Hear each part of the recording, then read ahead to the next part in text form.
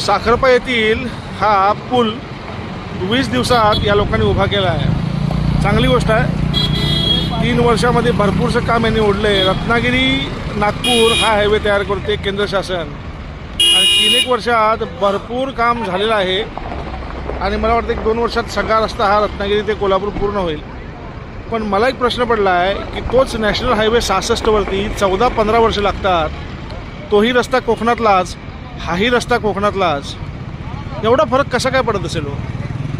काहीतरी गोची असेल ना, काहीतरी त्रास असेल ना, तो शासनानं उलगडला पाहिजे ना की हा रस्ता जर 3 वर्षात कोल्हापूर रत्नागिरी जवळजवळ 70-80% पूर्ण करत आली ती, मग कोकणातील संगमेश्वरचा रस्ता 14-15 वर्ष झाली आज पूर्ण का होत नाही आहे?